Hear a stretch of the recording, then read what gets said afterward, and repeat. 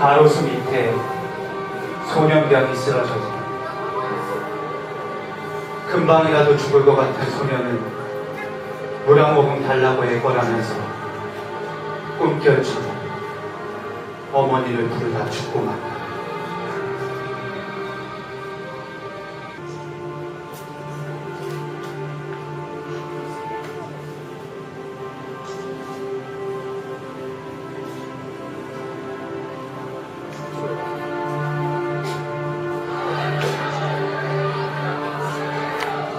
구입한 수복전야의 남편을 잃은 진영은 일사후퇴 때 3살 먹이 아이를 얻고 친정어머니와 함께 제일 마지막에 서울을 떠났다.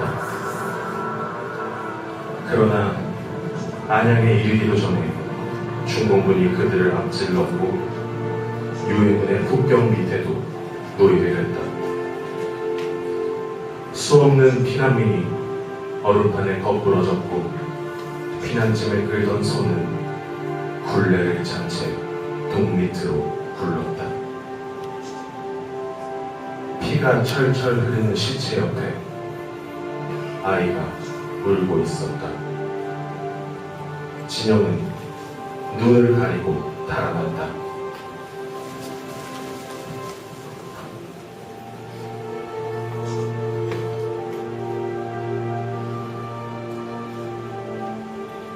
악몽과 같은 전쟁이 끝났다.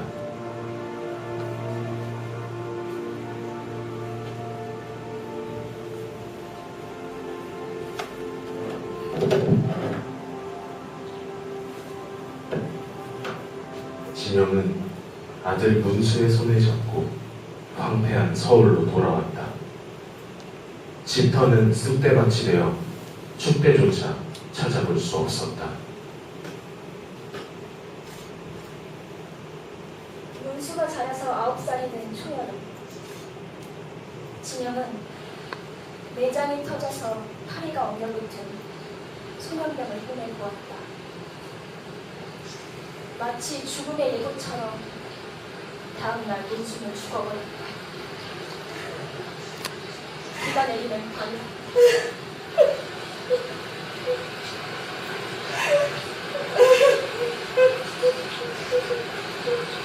우시지 마세요, 선생님.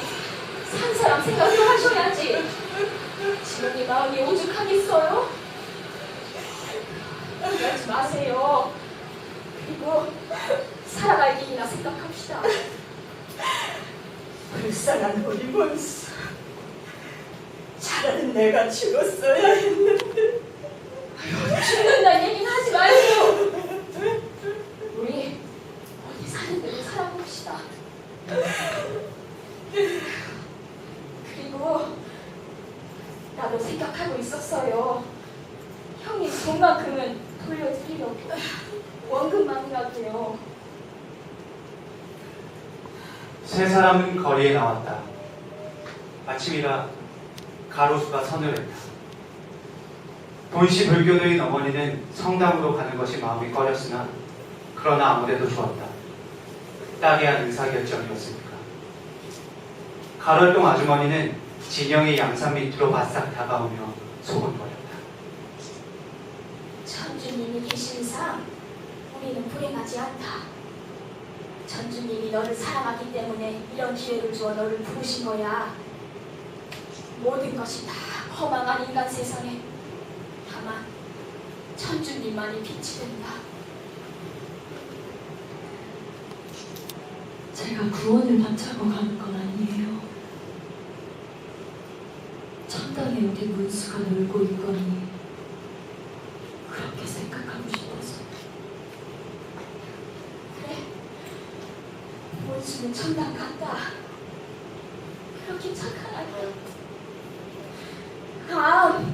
행복하게 꽃동산에서 놀고 있구만. 아무리 꽃동산이라도 그 애는 외로울 거예요. 엄마 생각이 나는 거예요. 그런 소리 말고 영세나 받도록 준비해. 상계도 영세를 벌써 받았어. 아주머니 댁 하소생 상대요?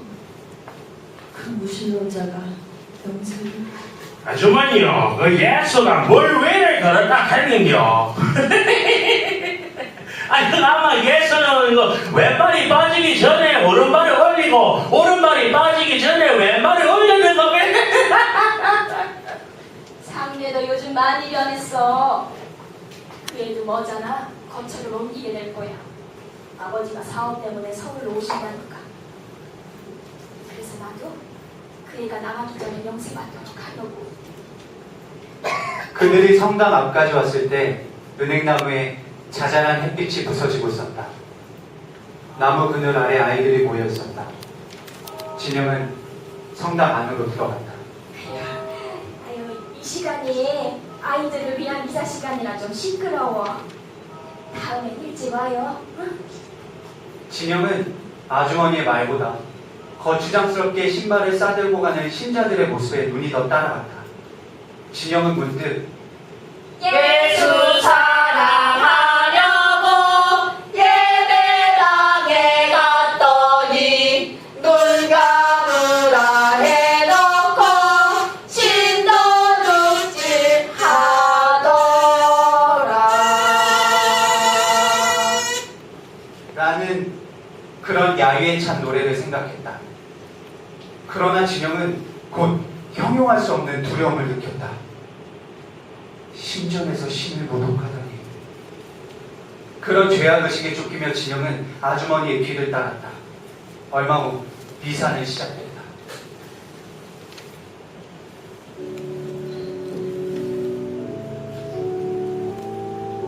가엾은 나의 아들 문서를 위하여 기도를 올리나이다.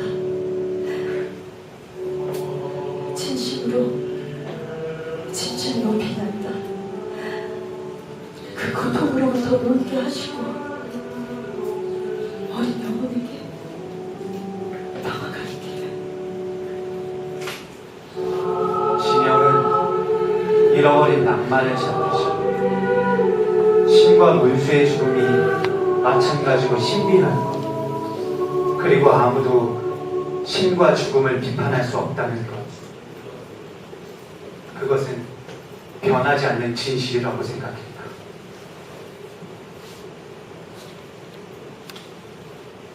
아침부터 진영은 마루 끝에 멍하니 앉아 있었다. 하늘이 파랬고 구름은 둥둥 떠내려가고 있었다. 갑자기 하늘이 바다같이 느껴졌다. 구름은 바다 위로 둥둥 떠내려가는 해파리만 같았다. 진영은 자신이 누워서 하늘을 보는 것이 아니라 어쩌면 엎드려서 바다를 내려다보는지도 모른다는 그러한 착각이 들었다. 문이 삐걱하더니 열렸다. 진영의 눈에 우선 사람의 그림자가 먼저 들어왔다. 그림자를 따라 천천히 눈을 찢었을 때 그곳에 바람을 짊어진 신중이 서 있었다. 마치 초면실파의 그림처럼 그림자를 밟고 합장을 하고 있던 신중이 입을 열었다. 아씨, 마나님. 나도 잘 살 적에는 부처님을 섬기고 절마다 불을 켰건만 무슨 소용이 있을까? 공든탑이 무너지지 않는다는 말도 헛말이더군요. 바야흐로 아이가 없어진 하소연이 시작되는 것이다. 눈을 끔뻑거리며 말할 기회만 노리던 중이 드디어 어머니의 말어리를 꺾어버린다. 아, 딱하기도 해라. 그렇지만 시주 화십사고 온 게 아니라 혹시 쌀을 살려나 해서 아주 무거워서요. 무거워서 어디 가져갈 수가 있어야죠. 좀 짐을 덜을까 하는데. 우리도 쌀을 사 먹으니 기왕이면 사죠. 되나 후이 주시오. 스님의 계신 절은 어디죠? 아, 예. 바로 학교 뒤에 있는 절이지요.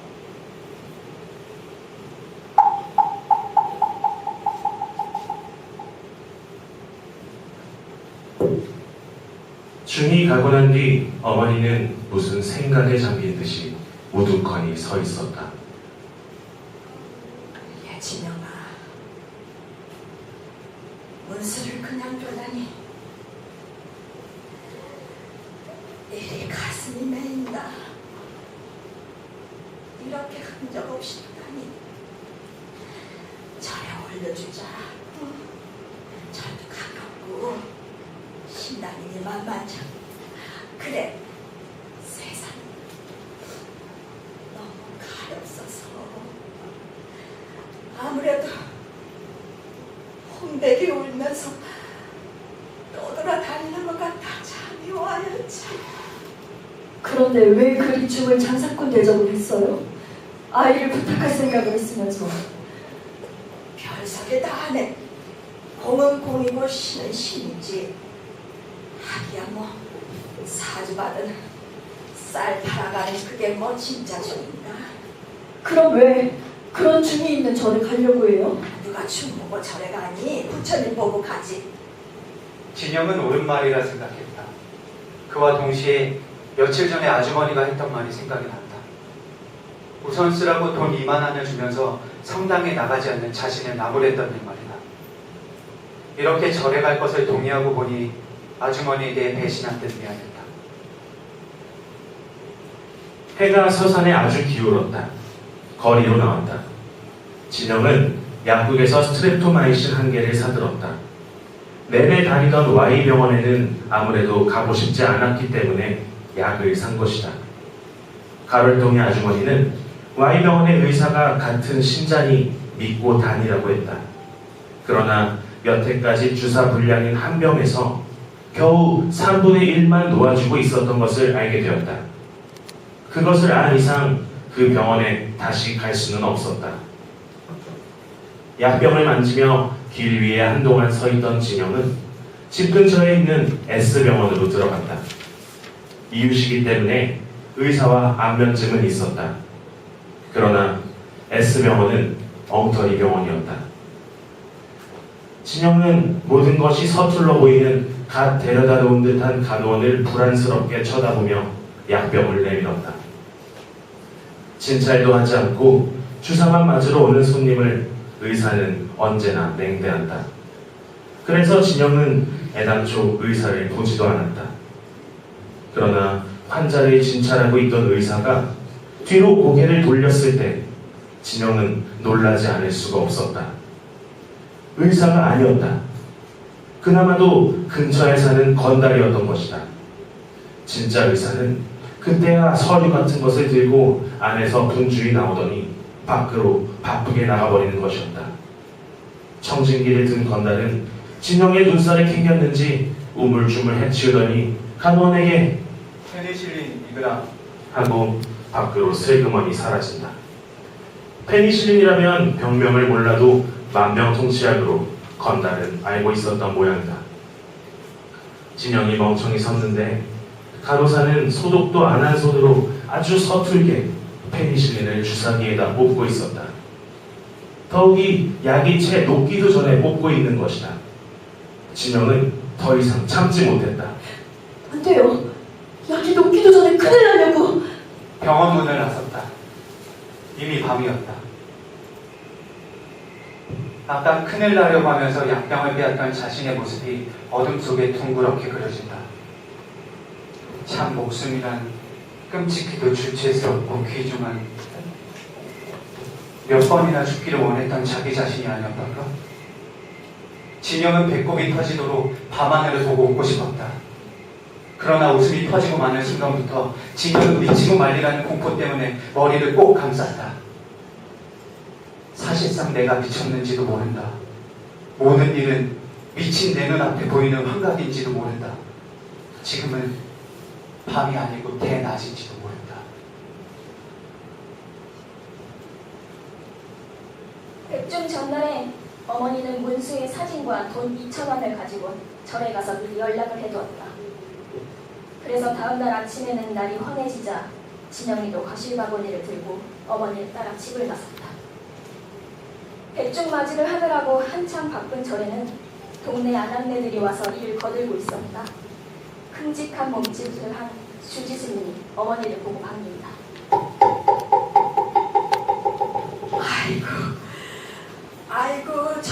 지극해라.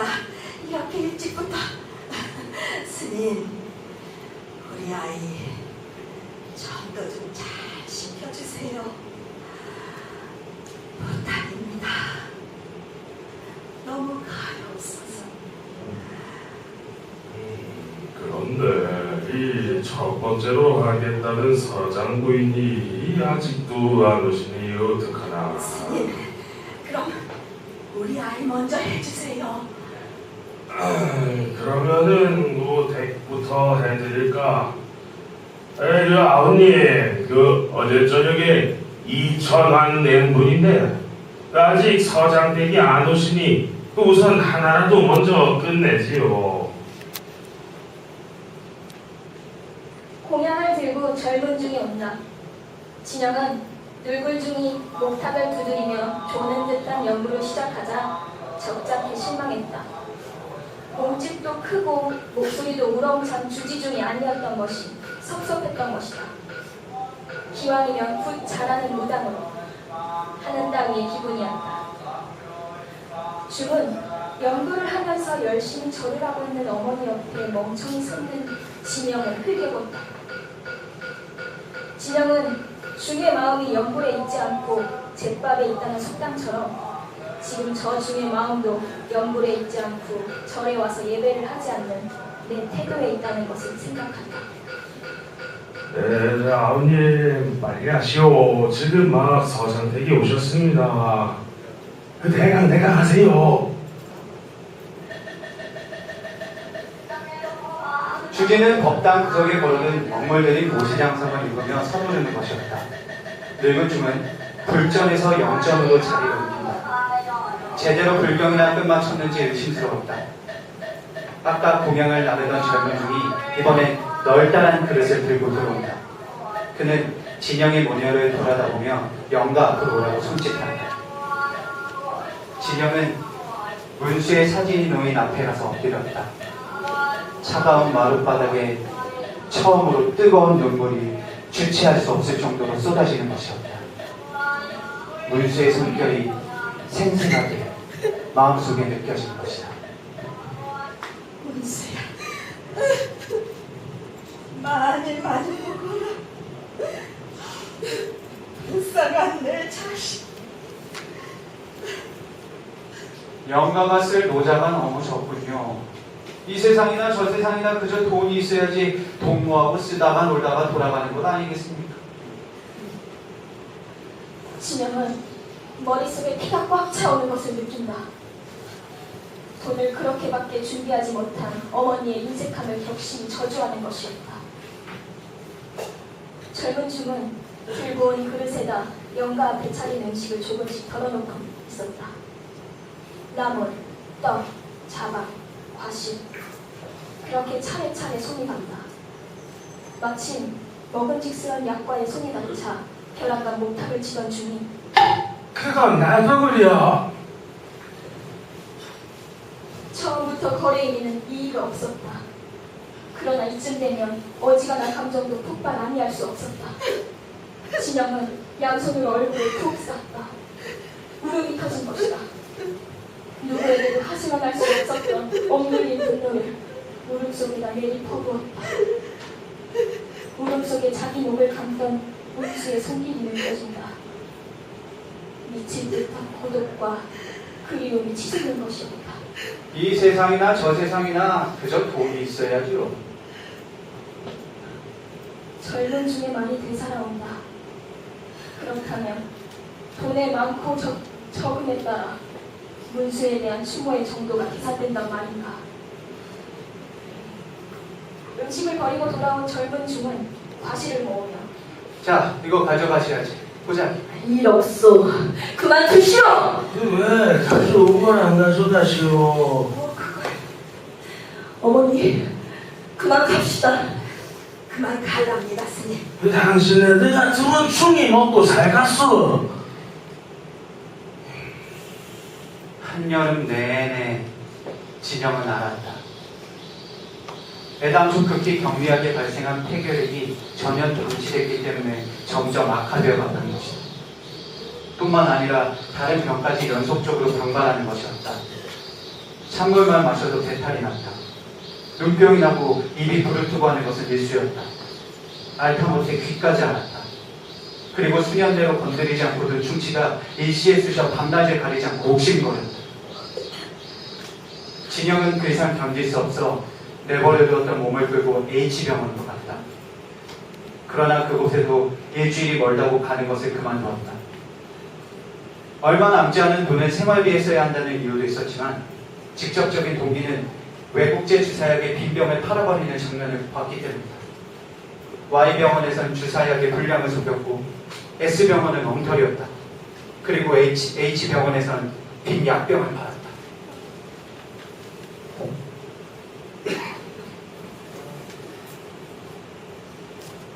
추석날이었다. 진영은 어머니가 절에 가는 것을 말리지 않았다. 도리어 정성을 들여서 사다 놓은 실과를 바구니에 차곡차곡 넣어주었다. 어머니가 바구니를 들고 걸어가는 뒷모습을 문 앞에서 바라보고 섰던 진영은 당신네 때 같으면 충이 먹고 살갔소. 하던 말이 문득 생각났다. 문수가 먹을 것을 중이 먹다니 아깝다. 밉살스럽다. 진영은 문을 걸고 뒷산으로 올라갔다. 울고 싶었고 외치고 싶은 마음에서였다. 진영은 머리를 쓸어 올린다.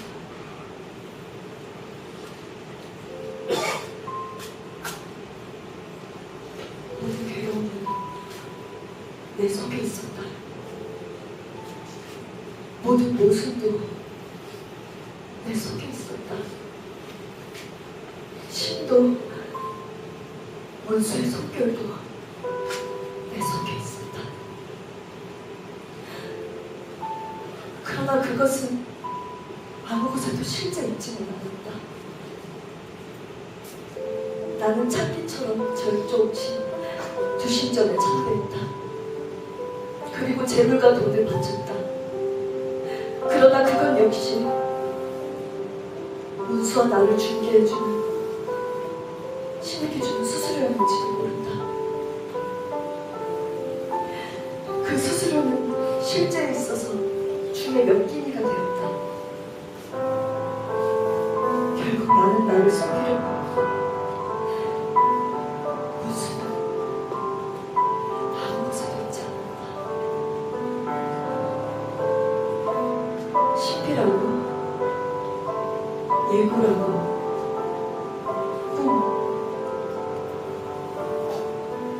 아니야. 그것은 우연의 일치였지. 문수의 죽음. 그것은 두말할 것도 없이 인위적인 실수 아니었던가? 인간은 누구나 나이 들면 죽는다고? 물론 죽는 게지. 노새에서 죽는 거지. 설령 아이가 그때 이미 죽을 목숨이었다고 치자. 그래도 그렇게 죽이고 싶지는 않았다. 토살장이 말아주처럼.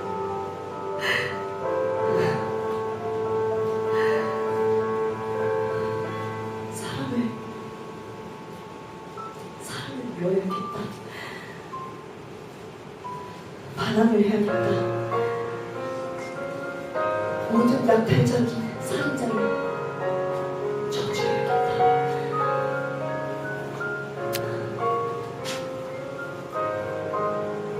진영은 거위처럼 머리를 쓸어올리며 산을 내려온다. 천막집에서 누렇게 뜬 얼굴도 진영은 또다시 이곳에 있어서는 내 자신이 차라리 하나의 사치스러운 존재라는 뉘우침을 되풀이하는 것이었다. 음력설이 임박해진 추운 날, 가랄동 아주머니가 목도리를 푹 뒤집어 쓰고 찾아왔다.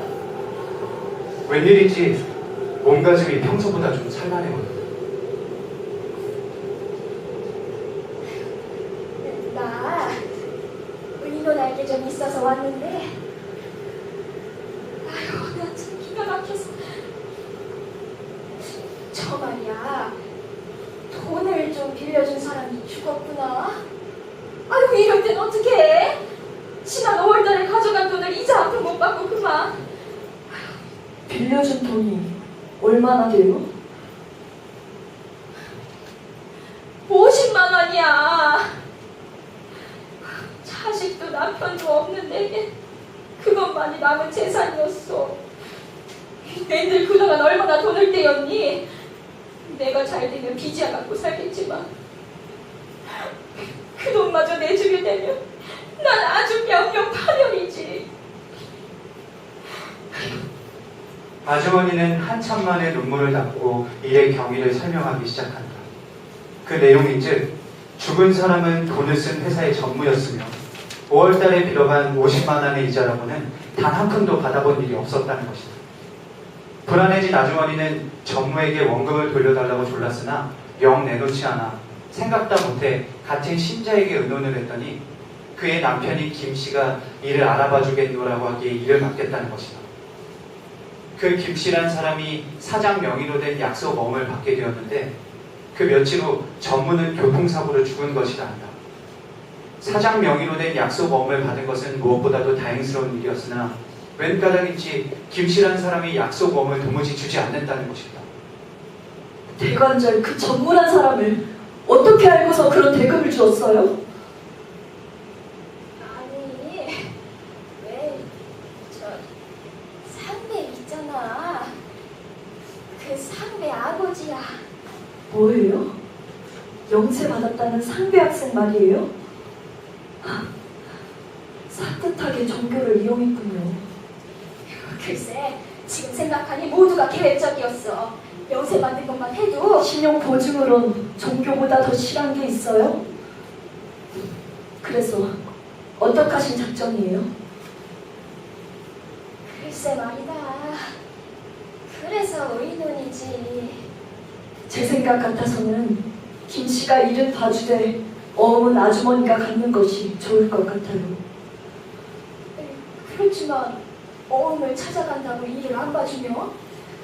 그때 벌써 그이에게 딴 야심이 있다고 봐야지요. 아니, 그럼 김씨가 일 안 봐줄 적에 너가 좀 도와줄 수 있을까? 아휴, 여자 혼자니 아무래도 호락호락 보일 것 같아서. 글쎄, 저도 함께 가지요. 그때 아무것도 모르는 어머니가 점심을 차려왔다. 점심을 먹으면서 아주머니는 한결 마음이 후련해졌는지 여러 가지 잡담을 꺼내놓다 돌아간다. 아주머니가 가버린 뒤 진영은 자리에 쓰러졌다. 손처럼 몸이 풀어졌다. 모레가 명절인데 저래도 돈 1,000원이나 보내야겠는데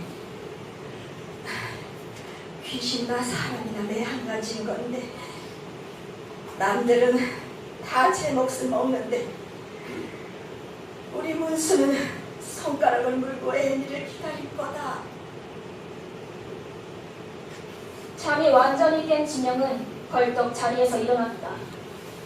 진영은 외투와 목도리를 몸에 감았다. 진영은 부엌에서 성냥 한 갑을 외투 주머니에다 넣고 집을 나갔다. 진영은 절로 가는 것이었다. 진영이 절 마당에 들어갔을 때 당신 애들 같으면 충이 먹고 살갔수. 하던 늙은 중이 막 승방에서 나오고 있었다. 절은 그에게 하니 다른 이기척은 없었다. 저 말이지요. 저희들이 이번에 시골로 가는데 아이 사진과 위패를 가지고 가고 싶어요. 이사를 가신다고요? 뭐 어떻습니까?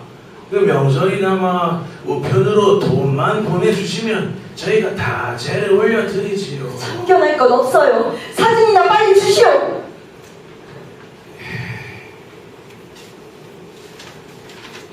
이윽고 준이 문수의 사진과 위패를 가지고 나오자 진영은 그것을 빼앗듯이 받아들고 인사말 한마디 없이 젊은 밖으로 걸어나간다. 화가 난 중은 진영의 뒷모습을 꼬나보다가 중얼중얼 시부렁거리며 법당으로 돌아간다. 진영은 비탈길을 돌아 산으로 올라간다. 올라가면서 진영은 이리저리 기웃거린다. 어느 커다란 바위 뒤에 눈이 없는 마른 잔디 옆에 이르자 진영은 그 자리에 주저앉는다. 그리하여 문수의 사진과 위패를 놓고 물끄러미 한동안 쳐다본다. 한참 만에 그는 호주머니 속에서 성냥을 꺼내 사진에다 불을 그어댄다. 위패는 금방 타버렸다. 그러나 사진은 타다 말고 불꽃이 잦아진다. 진영은 호주머니 속에서 휴지를 꺼내 타다만 사진 위에 찢어놓는다. 다시 불이 붙기 시작한다. 사진이 말끔히 타버렸다. 노르스름한 연기가 차차 가늘어진다. 진영은 연기가 바람에 날려 없어지는 것을 언제까지나 쳐다보고 있었다. 내게는 다만 쓰라린 추억이 남아있을 뿐이다. 무참히 죽어버린 추억이 남아있을 뿐이다.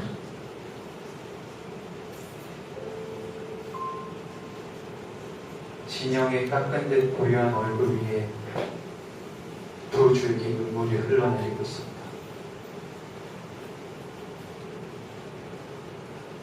겨울 하늘은 매몰스럽게도 맑다. 참나무 가지에 얹힌 눈이 바람을 타고 진영의 외투깃에 날아내리고 있었다. 진영은 중얼거리며 참나무로 휘어졌고 눈 쌓인 언덕을 내려오는 것이었다. 그렇지. 나는 아직 생명이 남아있었지. 한가할 수 있는